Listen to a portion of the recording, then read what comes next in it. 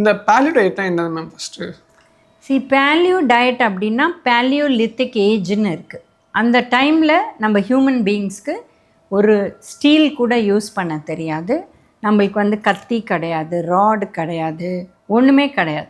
So அவங்க வந்து ஃபாரஸ்ட்டில் இருக்கிற போது வெறும் பழம் சாப்பிடுவாங்க, இல்லை இன்செக்ட்ஸ் ஏதாவது, அது கூட வெறும்னா கல்லால் நெசுக்கி அந்த மாதிரி தான் சாப்பிட முடியும்.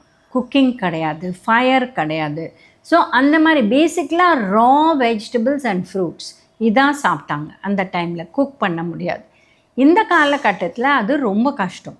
ஏன்னா ரா வெஜிடபிள்ஸ் அண்ட் ஃப்ரூட்ஸு எந்த அளவு நம்மளால் டைஜஸ்ட் பண்ண முடியும். அந்த ஏஜே வேறு, பெலியோலித்திக் ஏஜ் ஆகி அதுக்கப்புறம் நிறைய செஞ்சுரிஸ் ஆகி நம்ம இன்றைக்கி இருக்கோம். ஸோ அவங்களோட பாடி டைப் வேறு, நம்மளோட பாடி டைப் வேறு. ஸோ இவ்வளோ வருஷமாக ஒரு விதமாக பழகிட்டு நம்ம பேலியோ டயட் போகிறோன்னு நிறைய பேர் அதுக்கு புரியவே இல்லை ஃபஸ்ட்டு என்னென்னு. ஸோ அதனால் பேலியோ டயட் போகிறதுக்கு பதில் ரா வெஜிடபிள்ஸ் அண்ட் ஃப்ரூட்ஸ் எந்த அளவு நம்ம உணவில் சேர்த்துக்க முடியுமோ அதை சேர்க்க ஆரம்பித்தாலே ஹெல்த் பெட்டர் ஆகிடும். ஸோ அதனால் ஃபுல்லாக பேலியோ டயட் ஃபாலோ பண்ணுறது கஷ்டம்.